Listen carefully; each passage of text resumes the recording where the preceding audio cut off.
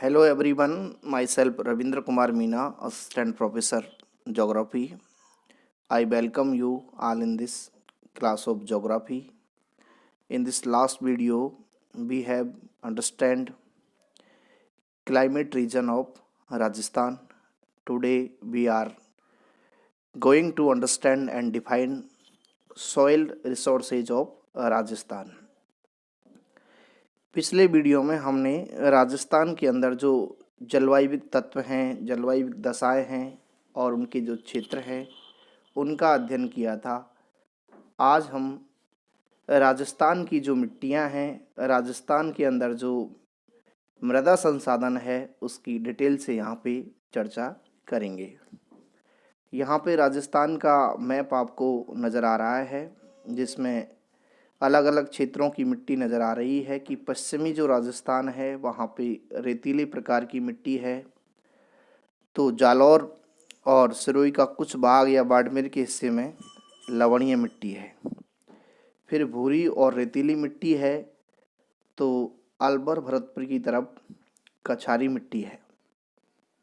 हाड़ौती के पठार पर काली मध्यम काली मिट्टी है, तो उदयपुर राजसमंद की तरफ लाल पीली मिट्टी है, तो दक्षिण में लाल लोमी प्रकार की मिट्टी यहाँ इस मैप के ऊपर राजस्थान के अलग अलग क्षेत्रों में पाई जाने वाली जो मृदा है वो नज़र आ रही है। तो आज का जो वीडियो है उसके अंतर्गत हम मृदा संसाधन और राज्य के अलग अलग क्षेत्रों में किस प्रकार की मिट्टियाँ पाई जाती हैं उनका अध्ययन करेंगे।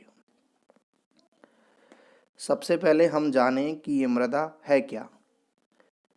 तो साधारणतः जिसे हम मिट्टी कहते हैं वह चट्टानों का चूरा होता है।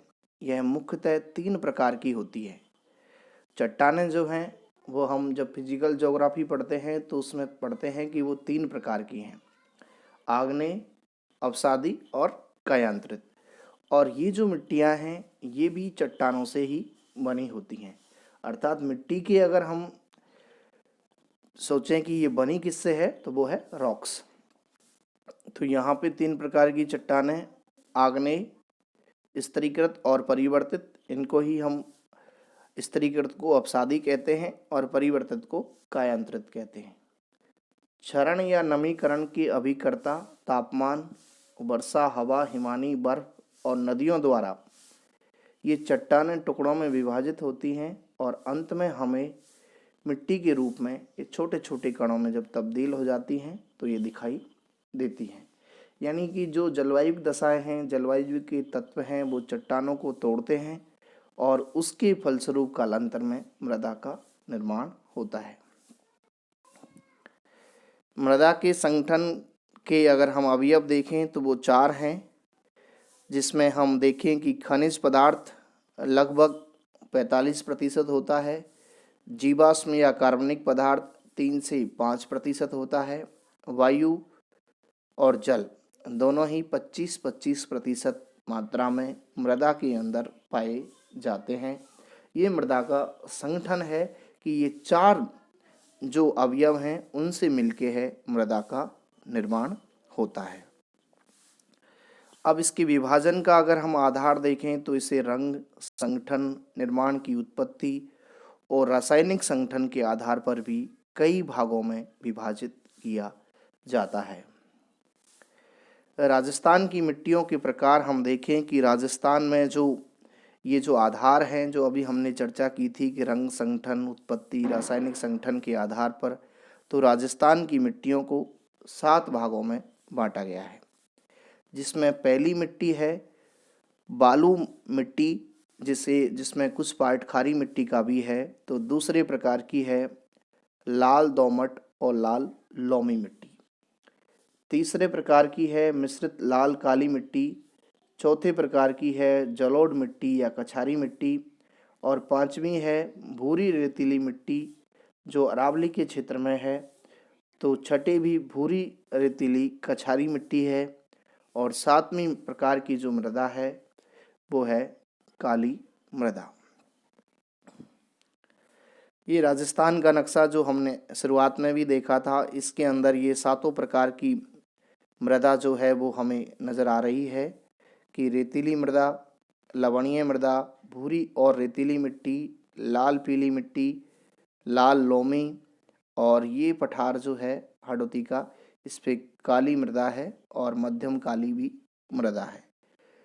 कछारी मृदा है, और ये थोड़ा सा पार्ट यहाँ नज़र आ रहा है जिसमें भूरी रेतीली कछारी मृदा है, और यहाँ पे ये जो पार्ट है उसमें भूरी रेतीली कछारी ही मृदा है।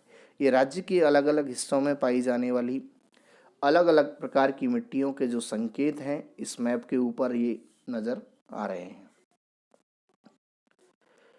बालू मिट्टी हम देखें सबसे पहले कि बालू मिट्टी की क्या विशेषताएं हैं, ये कहाँ कहाँ पे पाई जाती है। तो इसकी जब हम चर्चा करें तो राजस्थान में सर्वाधिक पाई जाने वाली ये मिट्टी है बालू, और सीमावर्ती जो ज़िले हैं गंगानगर, बीकानेर, जैसलमेर, बाड़मेर, शेखावाटी क्षेत्र, जोधपुर और नागौर के अंतर्गत ये पाई जाती है। इस मिट्टी में जीवाश्म और नाइट्रोजन का अभाव है क्योंकि प्रदेश में गर्मी अधिक पड़ती है, वर्षा की मात्रा कम है। इसके कारण यहाँ लवणता और क्षारीयता की मात्रा है जो सर्वाधिक पाई जाती है। अब इस प्रकार की मिट्टियों में अगर हम खेती करें, कृषि करें, तो उसको कम करने के लिए जिप्सम और चूना डाला जाता है। जिप्सम और चूना डालने से इसकी जो लवणता है और क्षारीयता है वो कम हो जाती है, और इस प्रकार की मृदा के ऊपर भी कृषि कार्य किया जाता है। इसके संगठन को हम देखें तो यह अम्लीय मिट्टी जो है यहाँ पे उसका pH 0 से 6.9 तक है, और चूना पत्थर मिलाने से इसकी अम्लीयता कम होती है। दूसरा देखें हम क्षारीय मृदा, तो उसका pH 7.1 से 14 है, और जिप्सम मिलाने से क्षारीयता कम होती है। ये जीके का क्वेश्चन है, बहुत बढ़िया, कि अम्लीयता कम करने के लिए मृदा में क्या मिलाया जाता है, तो ध्यान रखना है चूना पत्थर मिलाया जाता है। तो दूसरी ओर क्षारीयता कम करने के लिए क्या मिलाया जाता है, तो जिप्सम को ध्यान रखना है। इस जो बालू प्रकार की मिट्टी है इसमें वर्षा और सिंचाई की सुविधा होने पर यह सर्वाधिक उपजाऊ है, और हम देखते हैं कि राजस्थान के अंतर्गत कृषि उत्पादन में गंगानगर, हनुमानगढ़ और बीकानेर का कुछ हिस्सा है वो सर्वाधिक उत्पादन की दृष्टि से जाना जाता है। उसकी वजह इंदिरा गांधी नहर है। तो अगर सिंचाई की सुविधा इस प्रकार की बालू मिट्टी में मिल रही है तो फिर ये सर्वाधिक उपजाऊ मृदाओं में गिनी जाती है। बालू मिट्टी में जल धारण करने की क्षमता कम होती है, और कहें तो सबसे कम होती है, क्योंकि मिट्टी के मध्य छिद्र अधिक बड़े होते हैं और जल सोखने की क्षमता सर्वाधिक होती है। देखिए जल तो बहुत सोखेगी पर उसको रोक नहीं पाएगी, क्योंकि इसके जो छेद हैं, छिद्र जो है वो काफ़ी बड़े होते हैं। इसकी मुख्य समस्या सोडियम क्लोराइड है। इसके अंतर्गत यहाँ पे इस प्रकार की मिट्टी में नमक की मात्रा है, और बीकानेर, जैसलमेर, बाड़मेर, पाली, नागौर की मिट्टियों में और भी अधिक लवणता है। लवणता के कारण बंजर भूमि का सर्वाधिक जो पार्ट है वो पाली में है। और अगर हम बात करें इस प्रकार की मिट्टी की, तो पश्चिम राजस्थान में इस प्रकार की मिट्टी पर मूंग, मोठ और बाजरा, ये जो मोटे अनाज हैं, इनकी जो उत्पादन है, प्रोडक्शन है, वो सर्वाधिक किया जाता है। ये राजस्थान में पाई जाने वाली सर्वाधिक प्रकार का जो क्षेत्रफल है उसमें बालू मृदा है। अब हम इनकी प्रकारों की चर्चा करें दूसरे नज़रिए से, तो उसमें हमने अभी रेतीली मिट्टी को ही पढ़ा है कि इस प्रकार की जो मिट्टी है मरुस्थल क्षेत्र में पाई जा रही है, और राजस्थान में इसका विस्तार लगभग 38% है, और इसको एरिडोसोल्स कहा जाता है। ये आपको याद रखना है कि जो वैज्ञानिक आधार पे जो वर्गीकरण है ये वैज्ञानिक दृष्टि से, तो उसमें इस प्रकार की जो बालू रेतीली मिट्टी है उसको एरिडोसोल कहते हैं। दूसरी है दोमट मिट्टी, तो यह उदयपुर जिले के मध्यवर्ती और दक्षिण भागों में है, और संपूर्ण डूंगरपुर जिले में पाई जाती है, और लोह कण के सम्मिश्रण के कारण यह लाल दिखाई देती है। इस मिट्टी में पोटास और चूने का अंश पर्याप्त मात्रा में होता है, और इस मिट्टी पर भी मक्का और चावल की खेती की जाती है और ये पहाड़ी क्षेत्रों में, यहाँ पे जो पहाड़ी क्षेत्र हैं उनमें पाई जाती है विशेषकर। नेक्स्ट हम देखें लाल काली मिट्टी, तो यह भी उदयपुर की पूर्वी भाग, चित्तौड़, बांसवाड़ा और भीलवाड़ा जिलों के पूर्वी भाग में पाई जाती है। इस मिट्टी में क्षार का अंश भी होता है और इन भागों में मक्का और कपास की खेती मुख्यतः की जाती है। यहाँ 50 से 60 फुट की गहराई पर पानी मिल जाता है इस लाल काली मिट्टी में। नेक्स्ट है पीली लाल मिट्टी, तो यह उदयपुर, भीलवाड़ा जिलों के पश्चिमी भाग में, सवाई माधोपुर, अजमेर, सिरोही जिलों में पाई जाती है। इसमें लौह अंश होने के कारण इसका जो रंग है वो लाल और पीला नज़र आता है और कहीं कहीं पर इस मिट्टी का रंग हल्के पीले से लेकर गहरा भूरा देखने को मिलता है। ये अलग अलग क्षेत्रों में, राज्य में पाई जाने वाली मिट्टियां हम पढ़ रहे हैं। काली मिट्टी, जिसे रेंगर मिट्टी भी कहते हैं, उदयपुर संभाग के कुछ भाग, डूंगरपुर, बांसवाड़ा, कुशलगढ़, प्रतापगढ़ और हाड़ौती का जो पठार है, कोटा, झालावाड़ क्षेत्रों में विशेष रूप से पाई जाती है। इस मिट्टी में नमी को रोके रखने का विशेष गुण होता है, ये याद रखना है हमें। सर्वाधिक टाइम तक जो नमी को रोकने वाली मिट्टी है, मृदा है, वो काली मृदा है और राजस्थान में विशेषकर ये हाड़ौती के पठार में पाई जाती है। ये लावा निर्मित मृदा है, जो ज्वालामुखी के विस्फोट से जो लावा निकला था उसके कारण इसका निर्माण हुआ है। यह मिट्टी खूब उपजाऊ होती है, नकदी फसल के लिए उपयुक्त है, आर्द्रता ग्रहण की क्षमता इसकी सर्वाधिक है, इसलिए इस मिट्टी को रेगुर मिट्टी भी कहते हैं और राजस्थान की सर्वाधिक उपजाऊ मृदा है काली मृदा। और ये राज्य की जो हाड़ौती का पठार है उसमें, जिसमें कोटा, झालावाड़, बारां, बूंदी के क्षेत्र आते हैं, वहाँ पे ये पाई जाती है। नेक्स्ट हम देखें तो वो है लेटेराइट मृदा। इस प्रकार की मृदा बांसवाड़ा, प्रतापगढ़, कुशलगढ़ के कुछ क्षेत्रों में देखने को मिलती है। इस मिट्टी में चूना, नाइट्रेट और ह्यूमस अल्प मात्रा में है, अतः वनस्पति उगाने के लिए यह अच्छी नहीं है क्योंकि यहाँ पे पोषक तत्वों का अभाव है। और ये जलोढ़ मृदा है, जो आप जानते हो कि ये नदियों के मैदानी क्षेत्रों में पाई जाती है और नदी अपने साथ जब मृदा का अपरदन करके लाती है तो उन क्षेत्रों में ये मृदा फैल जाती है, बिस जाती है और यही क्या है, जलोढ़ मृदा है।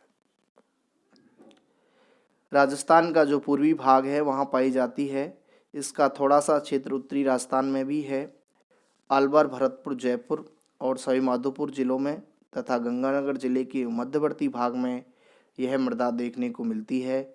इसके अंदर नाइट्रोजन की तो अल्प मात्रा है, किंतु चूना, पोटास, फास्फोरस और लोहा जैसे और मुख्यतः पोषक जो पदार्थ हैं वो जलोढ़ प्रकार की मृदा में पाए जाते हैं और ये भी काफ़ी उपजाऊ मृदा है। इसके अलावा हम देखें कि उत्पत्ति और रासायनिक तत्वों के आधार पर भी राज्य में 5 प्रकार की मृदाएं हैं, जिसमें एरिडोसोल जो शुष्क क्षेत्रों में है, एल्फीसोल जलोढ़ मृदा है जिसे मटियारी मिट्टी भी कहते हैं, जयपुर, अलवर, दौसा, भरतपुर, सवाई माधोपुर, करौली, उदयपुर, डूंगरपुर, झालावाड़ में पाई जाती है। नंबर 3 पे वैज्ञानिक आधार पे देखें तो एंटीसोल है, जिसे पीली भूरी मृदा कहते हैं और राज्य के जैसलमेर, बाड़मेर, बीकानेर जिलों में पाई जाती है। नंबर 4 पे इंसेप्टिसोल है, आर्द्र मृदा है, सिरोही, पाली, उदयपुर, राजसमंद, भीलवाड़ा, झालावाड़ में पाई जाती है। और नंबर 5 पे हम देखें तो वर्टिसोल है, जिसे काली या रेंगुड मृदा कहते हैं, जो झालावाड़, कोटा, बारां, बूंदी जिलों में पाई जाती है।